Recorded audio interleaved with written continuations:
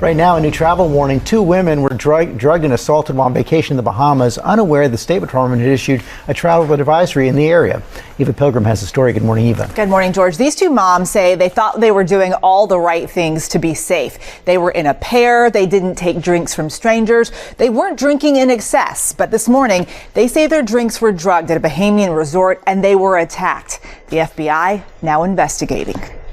Amber Shearer and Dengalia Dobson were on their first kids-free vacation on board a Carnival cruise. We've been best friends for over 20 years, and we decided we were going to make this our girls' trip. On the last day of their trip, they stopped at a local resort on Grand Bahama Island, a resort they say the cruise ship recommended. Once there, the mothers claimed they were offered a 2-for-1 drink, which they accepted, but immediately fell ill. After the first drink, we had to get out of the ocean because we noticed that it was just hitting so hard. I just felt so out of it. Shearer and Dobson say they lost consciousness and allege that after drinking the drugged cocktails, members of the resort staff sexually assaulted them. I vaguely remember glimpses of his face. I don't remember all of it. I don't remember everything, but I remembered enough of that he was a staff worker and he had a goatee and he was a local, that the resort security were able to go pull the footage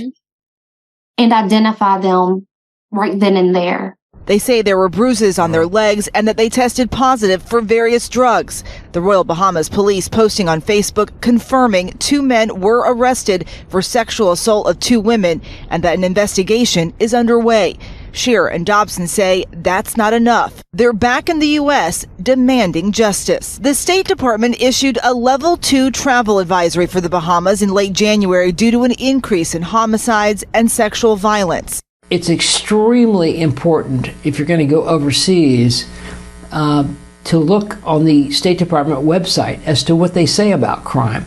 What security level is it? An attorney for the women says the cruise ship bears some responsibility. Carnival has an obligation to warn about dangerous conditions that they know about or they should know about. And they also have an obligation to make sure that the areas that they're recommending to passengers, to tourists, are safe. Carnival Cruise responding to the incident, saying in a statement, while ashore in Freeport, Bahamas on an independent shore excursion, 2 guests on Carnival Elation reported to Bahamian police that they were sexually assaulted at a local beach. Our onboard care team provided support for the 2 guests as they sailed back to Jacksonville. Bahamian police are investigating the matter and Carnival is providing our full cooperation. So what can you do? These 2 telling us while they thought being with one other friend was enough, they are reconsidering that now. Their advice for other women, stick to groups of 4 or more when traveling. Wow, what a story. If this is true, you know, what a horrible experience for anyone to go through, let alone 2 mothers with a family. And I was thinking, you know, when you hear it, how brazy do you have to be? A staff employee to do something like this, knowing full well that there's surveillance and there's CCTV in the establishment, knowing you're gonna get caught. And I know there's policies for staffers in these resorts or in any establishment, period. Any hotel, any restaurant, any service provider to not obviously do something like this, but to not even fraternize with the customers, with the paying customers, with the hotel guests, with the, you know, person receiving massage, with the, I don't know, person you're serving food. There's a zero tolerance towards any sort of relationship, especially during work hours and on the premises. So if this is true for them to assault these women, it's absolutely disgusting. However, there's always 2 sides to a story, and there's always the facts and evidence that will come out to corroborate who is telling more of the truth than not. And it seems like some evidence has come out and some statements have been released by the resort and the Carnival Cruise Company to say, you know, well, all might not be as seems, or at least all might not be as truthful as it seems. Let's have a look. You guys, this is crazy. I made a video last night about these two moms from Kentucky who were on a Carnival cruise and made a stop at Grand Bahama, and apparently two of the staff members there slipped some DRUGs into their drinks and then SA'd them. Well, the resort and the cruise line is saying that their story is completely wrong and that they made this whole thing up. So the resort is called Pirates Cove, and they have 16 cameras around the resort, and it basically captured everything. And this account on the Book of Faces has a video that's just full of information. But basically, they said upon further review of their surveillance videos, the allegations made on site and in subsequent social media posts and news stories conflict with what the time-stamped surveillance videos contain. As such, the lengthy videos of all concerned have been handed over to the local police and will be shared with our industry partners as needed. And then the resort goes on to say that the two guys were terminated, but because they violated the zero tolerance policy. So here's a timeline according to their footage. The girls entered the property at 8:17 in the morning. They were greeted by staff at 8:24. Then at 9:40, one of the girls met with one of the guys who's being accused. Then at 10:06, you can see them, looks like they're walking arm in arm with these two guys. They were headed towards the western side of the beach where the alleged incident took place. Now check out this video and then listen to what they have to say about it.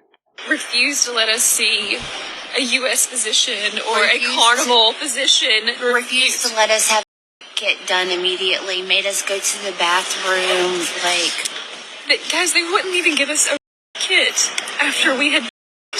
They refused. They made us go to the bathroom and use toilet tissue, and they collected toilet tissue as their specimens. And then they did an alcohol test on us like we were just super drunk. We had hardly any alcohol in our system. You know, I've given one side of the story. Let's try and be skeptical. Let's try and have a balanced view on this. I have never seen a video like that from an alleged victim of assault coming on the internet to try and justify or prove to other people that certain things happened. If they believe it's happened,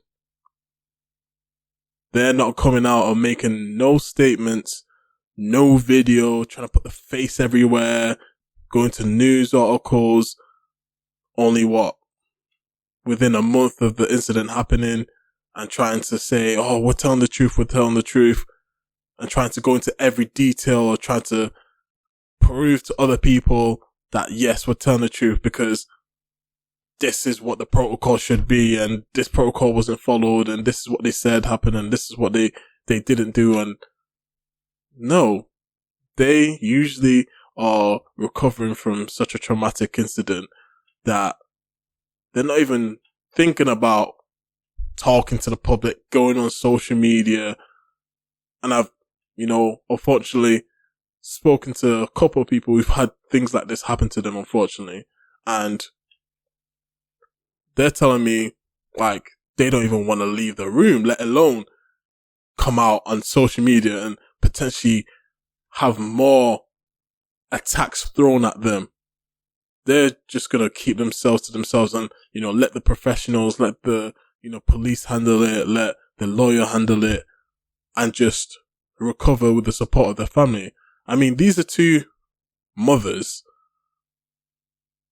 Don't you think they'll be more invested in regrouping with their families and taking care of, what's happening in-house rather than coming on social media trying to convince people that, yeah, this is what happened.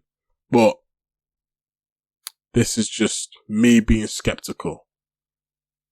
At all. Well, the resort says that their EMS offered medical assistance to both of the girls, but they declined and even signed a waiver. And then they left for the cruise ship in a private vehicle. But knowing the gravity of the incident, their officers boarded the cruise ship, providing an SA kit and hospital form to the ship's medical doctor. So that's completely different than what the girls are saying. And just to throw in there is now a GoFundMe with a $10,000 goal. Apparently, it's to help raise money for medications that they need that help prevent certain diseases. I don't know. But anyway, what do you guys think? A GoFundMe and that. that's something. That doesn't say, or that doesn't mean they're lying, because, you know, just because we've seen other people claim certain things has happened to them and they started up a GoFundMe to gain money, doesn't mean that everyone does it. You know, not everyone's a Rhoda Usman. At this point, it's a lot of he said, she said. But if the crews say they did all the due diligence and the resort says, you know, these guys have been fired for breaking the no tolerance policy, for fraternizing with the guests, essentially. It's just, who's telling the truth? I don't know. From the looks of it, I'm leaning towards possibly this might be a scam. I'm still open to my mind being changed, but on the face of it, I thought it was one thing, and then when evidence and reports start coming out and statements start being made and arrests happen, and then people are released but fired instead, it says that, you know, something did happen. A sexual relationship or entanglement happened, but maybe it wasn't assault, it was actually consensual. And because they realized that there's videos, or someone caught wind, some of their significant others or people found out, someone has to come out and lie and say actually it was forced and it wasn't consensual. We don't know, only time will tell. And for those men in the Bahamas or in resorts, you know, sex tourism is a thing. And if you do not want to be caught up in anything like this that could potentially be a hoax, just don't involve yourself with the visitors. Just simple, especially in these situations where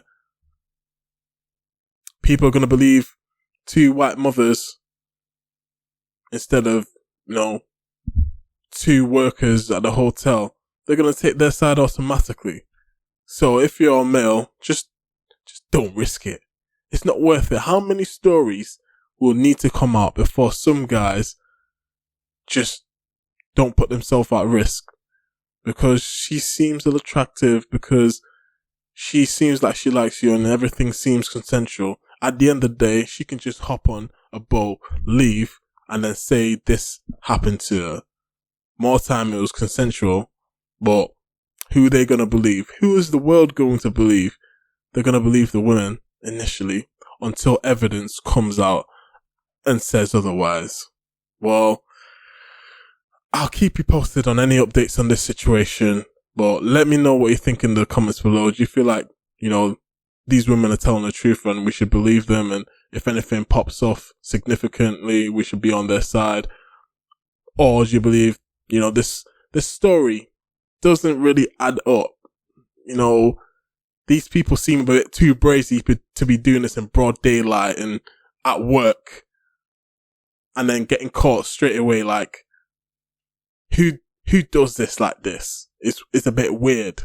It doesn't add up. And then for them to be doing loads of TV appearances, not a single tear.